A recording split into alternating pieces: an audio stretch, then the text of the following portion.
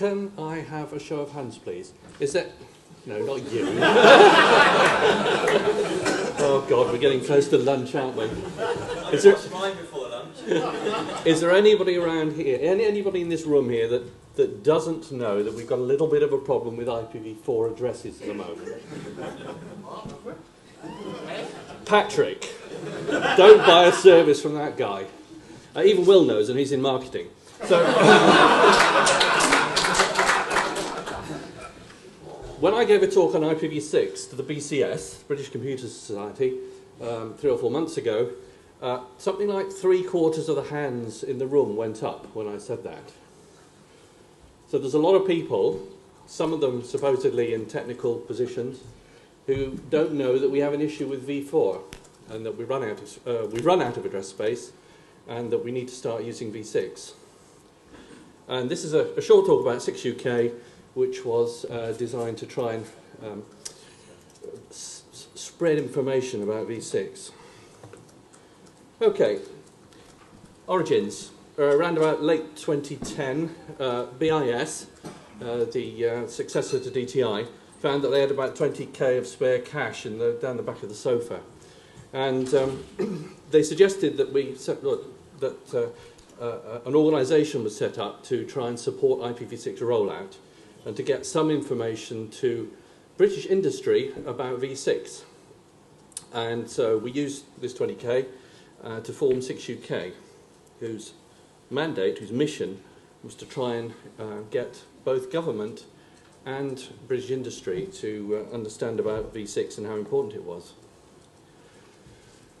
So we basically had a mission which was to educate UK industry about the fact that IPv4 was going to run out. Remember, this is 2010, we hadn't run out yet. To install some sort of sense of urgency into UK industry, to educate them on technical issues, and to encourage government to buy into v6. Because at the time, not a single government website was reachable over v6. So, we did the classical non-profit start-up process, generated a set of mem and arts, found an interim board of mugs that were willing to start the whole thing up, which was myself, Philip Sheldrake, Peter Kirstein, and Jim Reed, who valiantly offered to do the administration.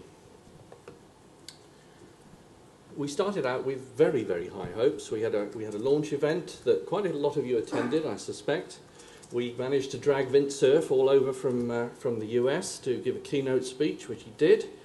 We got very good media coverage, and we brought up a website. We had a ministerial meeting with Ed Vasey. Ed Vasey is actually the minister in charge of Internet. You may or may not know. And he, to be fair, he was actually quite interested at the time. He seemed quite enthusiastic. He called a meeting of quite a few UK ISPs, most of whom attended, with a couple of exceptions. And things seemed to be going quite well. We actually set up some free training courses that were aimed at UK industry, and everything seemed to be going quite nicely. It was a membership organisation. Basically, we encouraged ISPs in particular to join and contribute a small amount of membership to actually keep the organisation going. And as you can see, we had a reasonable list of members here, ranging from Easynet right the way down to individual members down at the bottom there. Went quite well to start with. Then what happened? Well, we attempted to engage with UK industry. We went to the obvious places like the CBI, the Institute of Directors, the IET, and without exception, nobody was interested. Absolutely no response whatsoever. We even asked if they would mind if we contacted their members, if we could have a membership list, or whether they had mailing lists we could maybe use. No. In particular, the CBI said that they didn't think that IPv6 was of any interest to UK industry.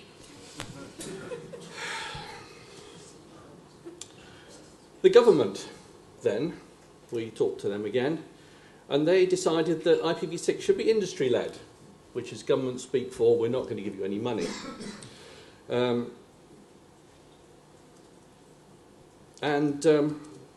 Basically, at this point, government really sort of withdrew from the whole thing. I said that back in 2010, there wasn't a single government website that was reachable over IPv6. There still isn't a government website that's reachable over IPv6, despite 3 years of us banging onto them about it, and despite the fact that it's really only a 4-line change in an Apache config.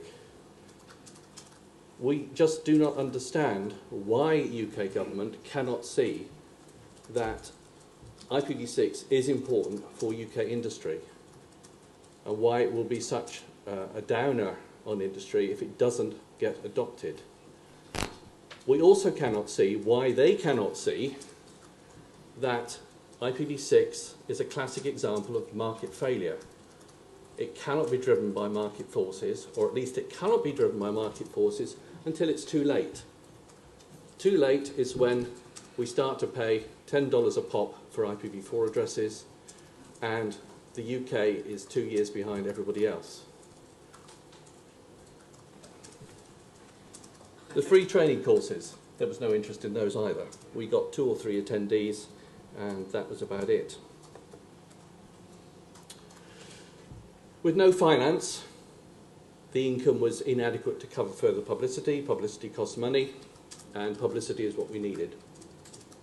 We had to cut back on admin costs, and we started running on a purely volunteer effort, which means me running the books. And if anybody's seen my bookkeeping, you see that's pretty disastrous. We felt it was unfair to ask for more membership fees from the members because so little was actually being delivered.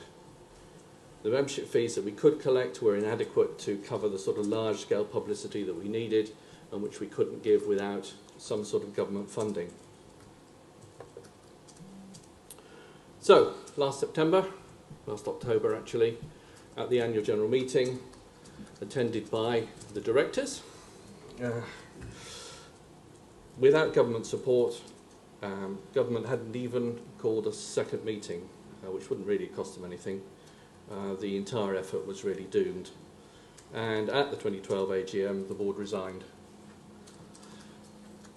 Oddly enough, the resignation of the board actually gained us quite a lot of publicity.